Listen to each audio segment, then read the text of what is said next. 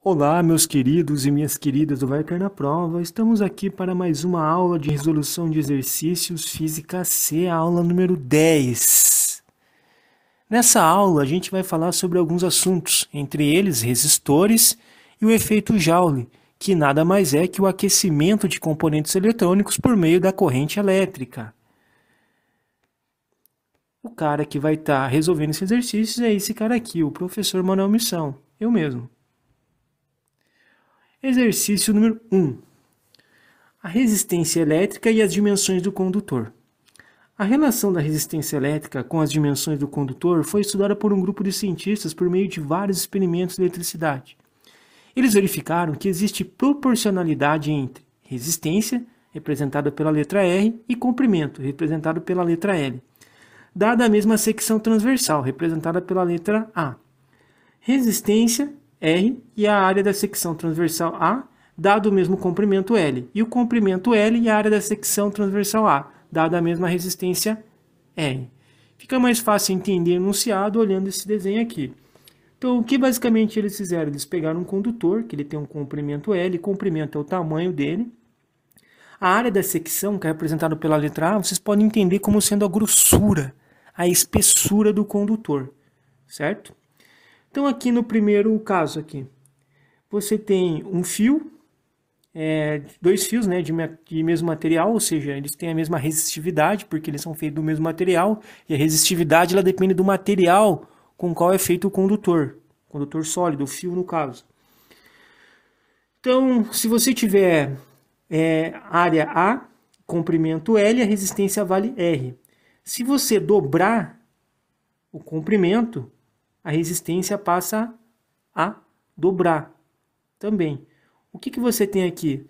Que o comprimento e a resistência elas são diretamente proporcional. Se aumentou o comprimento, aumentou a resistência.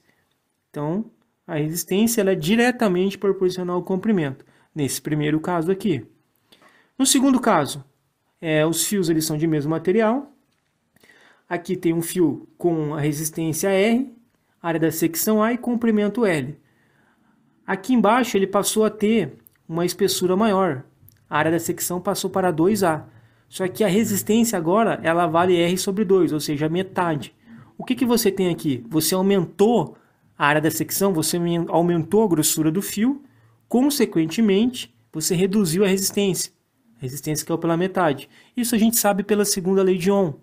A segunda lei de Ohm ela relaciona as dimensões de um condutor com a resistência elétrica. Quanto mais comprido o fio, maior a resistência. Quanto mais fino um fio, maior a resistência também. Ou seja, quanto mais curto e mais grosso o fio, menor a resistência dele. Tá? Que é esse caso aqui. Então, nesse caso, a gente vê que a resistência ela é inversamente proporcional à área da secção, ao A. Ou seja, a grossura. Um aumenta, o outro diminui. Agora aqui, fios de mesmo material. Então, você tem com a área da secção A, resistência R e comprimento L.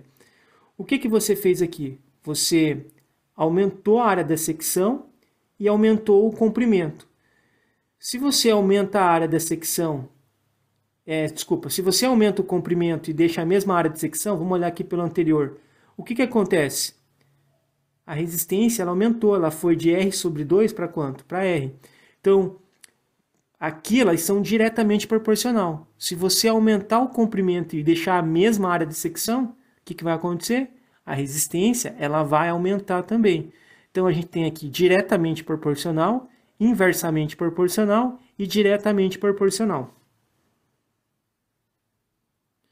Considerando os resistores como fios, pode-se exemplificar o estudo das grandezas que influem na resistência elétrica utilizando as figuras seguintes, que a gente já viu. As figuras mostram que as proporcionalidades existentes entre resistência R e comprimento L, resistência R e área de secção transversal A, e entre comprimento L e área de secção transversal A, são respectivamente, a gente viu que é diretamente proporcional, inversamente proporcional e diretamente. Então, a resposta correta é a letra C. C de Colombo, C de Campo Magro. Vamos para a questão número 2. O FPR 2013. A indústria eletrônica busca produzir e aperfeiçoar dispositivos com propriedades elétricas adequadas para as mais diversas aplicações. O gráfico ao lado ilustra o comportamento elétrico de 3 dispositivos eletrônicos, quando submetidos a uma tensão de operação V entre os seus terminais, de modo que por eles circula uma corrente I. Com base na figura ao lado, assinale a alternativa correta. Vamos ver que figura que é essa. A gente tem um gráfico aqui e está representando 3 dispositivos. Aqui, ó, dispositivo 1, dispositivo 2, dispositivo 3. O que a gente vai olhar aqui, a segunda parte mais importante, os eixos do gráfico. Sempre a gente tem que observar o eixo. Nesse eixo aqui, ó, deitado, o eixo das abscissas, a gente tem a diferença de potencial elétrico, em volts. E no eixo de pé, o eixo das ordenadas, a gente tem a corrente elétrica medida em miliamperes. Tá?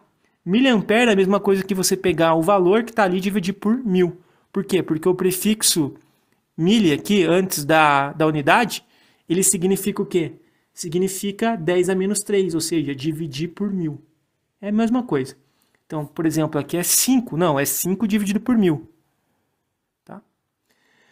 Tá, segunda parte aí que a gente tem que observar. A gente tem gráficos. Quando a gente tem gráficos e tem corrente de um eixo e diferença de potencial no outro, a gente vai sempre olhar e observar segundo as leis de Ohm. A lei de Ohm, ela fala basicamente que U é igual a RI, que a DDP aplicada nos terminais de um condutor é igual à resistência, que é uma constante do material, vezes a corrente. Se o gráfico ele obedecer à lei de Ohm, ele vai ser uma reta. Né? Se a reta aqui... Qual que é o único que é uma reta? Vocês concordam que é esse daqui, ó, o dispositivo 1? Eu coloquei em rosa para destacar. Eu acho que é rosa, né? Eu sou meio daltônico. Para mim é rosa. Tá, então, nesse caso aqui, ó, o dispositivo 1, ele é o quê? Ele é ômico. Por quê? Porque o gráfico é uma reta, claro. Isso aqui de menos 30 volts até 30 volts. Ah, para lá a gente não sabe, a gente sabe nesse trecho aqui. Para os outros valores a gente não tem aqui, né? No gráfico especificado. O que a gente pode calcular aqui? A gente pode calcular o valor da resistência elétrica. Por quê? Porque ela é uma constante de um material, ela permanece a mesma. É interessante salientar que nem a maioria dos materiais eles não obedecem à lei de Ohm. Tá? Conforme você aumenta a temperatura dele, a resistência ela aumenta. Então, você aumentou a tensão, a corrente vai ser maior, a resistência vai variar. E o gráfico não vai ser uma reta. Alguns materiais funcionam. Curiosamente, os materiais que o George Simon estudou. Olha só a sorte do cara, né? Tá, então, U é igual a 30 volts aqui, ó. Quando U é igual a 30 volts, quanto que vale o I? A gente vai olhar aqui, ó. E vem pra cá, ó. Vale quanto? 5. 5 o quê? Miliampere. Lembrando sempre que o miliampere significa 10 a menos 3, ou seja, dividido por 1000. Organizando de outra forma aqui a primeira lei de Ohm, U é igual a R vezes I, a gente vai fazer assim, ó. O I, que está multiplicando o R, vai para o outro lado da operação, para o outro lado da igualdade, fazendo a operação inversa. Vai ficar U dividido por I. Então, R é igual a U por I. Então, eu vou pegar o 30 e vou dividir por 5, vezes 10 a menos 3. Se eu dividir o 30 por 5, dá quanto? 6. Tá vendo 10 a menos 3? Ele vai estar embaixo. Se eu passar para cima, vai trocar o sinal do expoente. É uma regrinha lá da matemática. Vai ficar 10 a terceira, Ohm. Então, vai ficar a resistência elétrica do dispositivo 1, 6 vezes 10 a terceira Ohm. A gente não costuma deixar assim. A gente representa 10 a terceira como sendo K. Então, vai ser 6K ohms. Tá? É a resistência do dispositivo 1. Por que a gente fez isso? Porque ele vai pedir lá na frente. Eu estou adiantando para vocês já, né? Que essa é a minha intenção, porque eu resolvi a questão antes. Então, letra A, o dispositivo D1 é não ômico na faixa de menos 30 a mais 30. E sua resistência vale 0,2K. Não, ele é ômico. A gente viu ali que, né, o gráfico é do D1. O dispositivo D2 é ômico? Não, a gente viu que não é uma reta. O 3 também não é ômico, porque não é uma reta. Letra D, o dispositivo D1 é ômico na faixa de menos 30 a mais 30. Ok. E sua resistência vale 6K? Ohm? Sim. O dispositivo D3 é não ômico? Verdade. Na faixa de menos 10 a mais 10. Vamos voltar lá? A gente já sabe que é D, né? Na faixa de menos 10 a mais 10. Ele dá uma curvada aqui no final, né? Ó, tá vendo? Ele não é uma reta, ele teria que seguir pra cá, ó. Ah, não, desculpa. Eu tô olhando o outro aqui. Eu não estou olhando o 3. O 3 aqui, ó, nesse trecho ele é uma reta. Ó, realmente, nesse ponto. Só que ele não é contínuo. Tá vendo que tem uns furos aqui, ó? Não ter continuidade quer dizer que não existe resistência ali naquele ponto. Então ele não obedece à lei de Ohm. U é igual a RI. Tá? A menos que ele quis representar esse desenho aqui, para não ter que fazer outra cor, né? Ele fez desse modo. Então a gente pode pensar e também medir aqui. No caso, como a gente dividiu o 30 pelos 5, a gente pode dividir aqui o 10 pelos 5. Vai dar 2K1, no caso. Só que aqui ele está falando que é 0,5, então está errado. Tá? Então a resposta correta é a letra D de dado. Questão número 3. A nossa matriz energética é eminentemente de origem hidráulica, ou seja, vem da força das águas. As nossas usinas, como Itaipu, Sobradinho, Paulo Afonso, Tucuruí, estão localizadas em grandes distâncias dos centros consumidores de energia, fazendo necessária a transmissão de energia através de extensas linhas. A escolha por esse tipo de transmissão em alta tensão e corrente alternada de baixa intensidade ocorre por quê? Então, por que ele quer transmitir em alta tensão e corrente alternada de baixa intensidade? Então, aqui ele dá algumas afirmações. 1. A transmissão de grande potência em baixa tensão e corrente de baixa intensidade é economicamente viável. Não, a gente faz em alta tensão. Então, por que a gente não faz em alta corrente, por exemplo? Por causa que a gente vai perder muita energia em forma do efeito Joule. E isso não é legal, tá? 2. A transmissão em corrente de alta intensidade, ó, não é corrente de alta intensidade, né? Mas aqui está falando que é. A transmissão em corrente de alta intensidade e baixa tensão demandaria uma grande perda de potência devido ao aquecimento das linhas de transmissão. Sim, ele está falando a verdade. Se você fizer uma transmissão de alta intensidade, você vai perder muito por aquecimento por causa do quê? Do efeito Joule. Então não é viável isso, economicamente falando. Então a 2 é correta. 3. A transmissão em corrente alternada permite o abaixamento simplificado da tensão através de transformadores nas estações abaixadoras dos centros consumidores. Sim, verdade. Os transformadores são dispositivos, né, que ficam nos postes. Eles parecem uma sanfona, uma gaita. Vocês já perceberam? Para que eles servem? Eles são um redutor de tensão. Ah, mas é só aqueles ali? Não, você tem um na tua casa aí, você deve estar usando agora, provavelmente. Que é o carregador do celular. O que é o carregador do celular? Geralmente ele abaixa a tensão da rede, que é 110 a tua casa, provavelmente, para 7, 10 volts no máximo. Né? Geralmente é 7 ou 6, 7 volts para carregar a bateria do teu celular. Então ele é um redutor de tensão, ele é um transformador, na verdade. Beleza? Então a 2 e a 3 elas são verdadeiras. Então a letra E de elefante. Questão número 4. Nos choques elétricos, as correntes que fluem através do corpo humano podem causar danos biológicos que, de acordo com a intensidade da corrente, são classificados segundo a tabela a seguir. Tem uma tabela aqui, ela vai ser melhor visualizada no slide seguinte. Considerando que a resistência do corpo humano em situação normal é da ordem de 1.500 ohms, situação normal quer dizer a pele seca, tá? Então, se a pele estiver seca, a gente está em condições normais. Em qual das faixas se enquadra uma pessoa sujeita a uma tensão elétrica de 220 volts? Então, se a pessoa tomar um choque numa tomada, num cabo ou numa fiação, que por ali tem uma tensão de 220 volts, ou que está sujeita a uma tensão de 220 volts. Tá, aqui está a tabela. A tabela fala o seguinte: se a corrente ela for de até 10 mA, dor e contração muscular. De 10 mA a 20 mA, aumento das contrações musculares, ou seja, movimentos involuntários que você vai fazer com a mão. Geralmente, o primeiro movimento involuntário, se você tiver com a mão aberta, vai ser travar os dedos, fechar a mão. Por isso que muita gente, não é errôneo falar que a pessoa gruda no fio, não é que ela gruda. É que esse movimento involuntário de contração faz você fechar as mãos. Se você estiver segurando um cabo, por exemplo, você fechou a mão ali, você vai morrer eletrocutado. Por isso que não é interessante você mexer com a mão aberta. Fecha a mão se for encostar em algo assim. Por causa de você fechar, não ter como fechar a mão, né? E ficar grudado no fio. 3. De 20 mA até 100 mA, parada respiratória. Né? Você passa a ter contrações involuntárias ali no pulmão e você não consegue mais respirar direito. Tem uma parada respiratória. De 100 mA até 3 A, fibrilação ventricular que pode ser fatal, né? Já viram falar do desfibrilador, que é aquele aparelho que você dá um choque na pessoa para o coração voltar a bater? Então é basicamente nesse princípio. Só que se você tá normal e toma um choque, você pode dar uma arritmia, né? Cardíaca, e teu coração parar de bater ou bater de uma maneira errada. Isso pode ser fatal. 5. Acima de 3 A, parada cardíaca, queimaduras graves. Aí você vai, né, morrer se acontecer uma corrente de 3 A.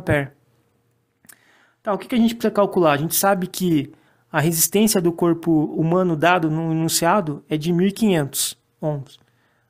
A tensão é de 220 volts. Então, a gente vai aplicar a primeira lei de Ohm. U é igual a R vezes I, onde U é DDP, a tensão à voltagem, que é medida em volts. O R é a resistência elétrica, medida em ohms, que é o símbolozinho da ferradura. E I é a intensidade da corrente elétrica, que é medida em amperes. Eu tenho que saber isso? Tem. Você tem que saber relacionar as grandezas com as unidades. DDP com volt, resistência com ohm, corrente com ampere. Tá? Se você conseguir fazer isso, você vai conseguir resolver os exercícios. Então o U ele fala para a gente que é 220 volts. E o R ele fala para a gente que é 1.500. O que a gente precisa calcular? A corrente, para a gente ver em qual categoria a gente se enquadra aqui com esse choque. Então, o que eu vou fazer? O R está multiplicando o I, ele vai para o outro lado fazendo a operação inversa. Ele vai fazendo o quê? Vai dividindo, vai ficar U dividido por R. Então, vai ficar 220 dividido por 1.500. Corta um zero com zero, vai ficar 22 dividido por 150. Isso daí vai dar 0,14 ampere. Ah, mas ali está em miliampere. Como é que eu faço para transformar para miliampere? Para transformar para miliampere, a vírgula está aqui, ó, entre o 0 e 1, tá vendo? Eu vou contar 1, 2, 3 casas para a direita. Tá? Ao contar 3 casas para a direita, vai ficar assim, ó, 140. Como eu contei para a direita, vai ficar 10 a menos 3, 3 casas. É o milli. O milli significa 10 a menos 3. Então, 0,14 é a mesma coisa que 140 mA. Aonde que se enquadra 140 mA? Vocês concordam que é de 100 até 3, de 100 mA até 3 amperes? Ou seja, a pessoa corre um risco de morrer. Tá? E olha que interessante, se a pele estiver molhada, a resistência ela cai em 100 vezes. Ou seja, passa a ser 150. Ou seja, a corrente aumenta em 100. Então é praticamente fatal se você tomar um choque de 220 e tiver com a pele molhada. Então se chover na tua casa lá é 220, nunca tente mexer no chuveiro, trocar resistência ou resistor, né? O nome correto é resistor. Resistência é a propriedade do dispositivo eletrônico resistor, mas a gente fala no dia a dia resistência. Se você for no material de construção, em qualquer outro lugar, você vai pedir o quê? Você vai pedir uma resistência. Você falar resistor, o cara geralmente não vai saber. Como eu já falei isso na aula anterior. Então, nunca mexa no chuveiro ligado. Tá? Desligue a chave da tua casa lá, a geral, ou a chave que você tem naquela caixinha, né, dentro de casa, de cada peça da casa. Tá? Porque se você tiver com a pele molhada, ainda estiver tomando banho e quiser mexer, pode ser fatal. Tá, então, qual que é a categoria mesmo? É a 4, essa daqui, né? Então, a resposta é a letra D, de dado. Beleza? Vamos para a questão número 5. O gráfico dessa questão mostra o resultado de um experimento no qual foi medida a corrente elétrica em função da diferença de potencial aplicada entre as extremidades de 5 condutores produzido a partir de 5 ligas metálicas diferentes. Ô, louco, li bem rápido agora. Cujos resultados são rotulados de 1 a 5. Então ele fez um monte de gráfico ali e vai ter ali para a gente ver. Então a gente tem 1, o 2, o 3, o 4 e o 5. Lembra que eu falei que o que é importante? Você tem que olhar o eixo aqui, ó. Aqui tem a corrente em amperes, está escrito. E aqui a diferença de potencial. Aqui é o I, desculpa. E aqui é o U embaixo, ó, em volts. A gente vai olhar o gráfico. Os gráficos que forem uma reta, eles obedecem à lei de Ohm. Tá meio trocado aqui, né? Que na verdade o U tinha que ser aqui de pé e o I embaixo, né? Geralmente a gente faz isso. Mas aqui tá invertido. Mas tudo bem, não tem problema. Então, o que for uma reta aqui são ômico. Quais são? Se a gente olhar bem, vai ser o 3 e o 4. Ah, mas aqui o 1 e o 2, a partir de 1,5 aqui, não, mas aqui, ó, esse trecho aqui não. Então, se a gente olhar o gráfico como um todo, a gente vê que ele não obedece à lei de Ohm. Então, quem obedece à lei de Ohm é o 3 e o 4. Outra coisa importante que deve ser salientada aqui é a inclinação das retas. Como os eixos estão invertidos, esse eixo era para estar de pé e o outro deitado, olha que interessante, vamos pegar aqui os que são ômicos, o 4 e o 3. Se você pegar aqui para a tensão 4, aqui vai dar quase no 4. Como que eu descubro a resistência? Eu divido o U pelo I, então eu divido o de baixo pelo de cima. Vocês concordam que se eu for aqui no de cima, eu vou dividir por um número maior, o 4? Então a resistência dele vai ser menor. Então a resistência maior é o de baixo, tá? Ele tem maior resistência aqui, beleza? O do 3 é menor. E esse que é todo sinuoso aqui, né, a gente nem sabe, ó, tá vendo esse gráfico 5? Então vamos lá para as perguntas ou as afirmativas que ele vai dar pra gente. Ah, outra coisa importante, né, a gente vai aplicar a lei de Ohm, U igual a RI. Todos os condutores de tipo cilíndrico, então, né, são cilíndricos, foram produzidos com os mesmos comprimentos e raios, ou seja, as mesmas dimensões. A respeito desses condutores são feitas as seguintes afirmações. 1. Os condutores 2 e 3 são ômicos? Não, a gente viu que é o 3 e o 4.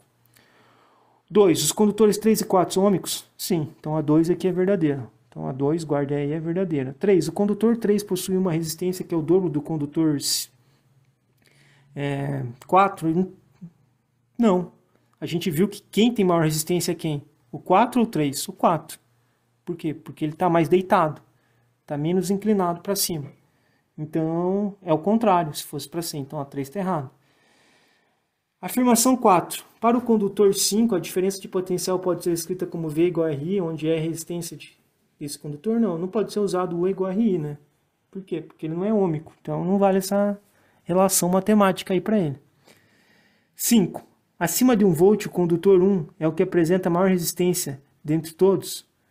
A gente vê que não pode ser, porque o que tem maior resistência ali, tirando, né, o 5 que está praticamente deitado o gráfico, é o 4. E o 1 ele está lá para cima, então não pode ser. Então a única afirmativa correta aqui é a afirmativa 2. Então é apenas a 2, letra A de amor. Questão número 6. A chave de um chuveiro elétrico pode ser colocada nas posições fria, morna e quente. Quando se muda a chave de posição, modifica-se o valor da resistência elétrica do chuveiro. Indique a correspondência verdadeira. Tá, então quando você tem a água fria no chuveiro, você tem uma resistência bem grande. Tá? Praticamente está passando pouquíssima corrente, está aquecendo pouco ali o resistor. Quando você liga na chave morna, né, chuveiro ou intermediário, você vai ter uma resistência não tão grande. E quando você liga no quente, você diminui a resistência, ela é baixa. Então, para fria, a resistência é alta, para morna é média e para crente, olha só. Para quente, ó, já troquei de novo. Para quente é baixa. Então vamos lá. Letra A. A água morna, resistência média? Tá certo. Acabou já. Não, vamos ler a B. Água morna, resistência baixa? Não. É para quente. Água fria, resistência média? Não. Para água fria, a resistência é alta. Para água quente, a resistência é alta? Não, a resistência é baixa. Então a letra A de amor. Então é isso aí, galera. Espero que tenham gostado da aula. Estudem o máximo que vocês puderem e continuem sendo essas pessoas maravilhosas que vocês são. Aquele abraço virtual bem forte em vocês. Até mais.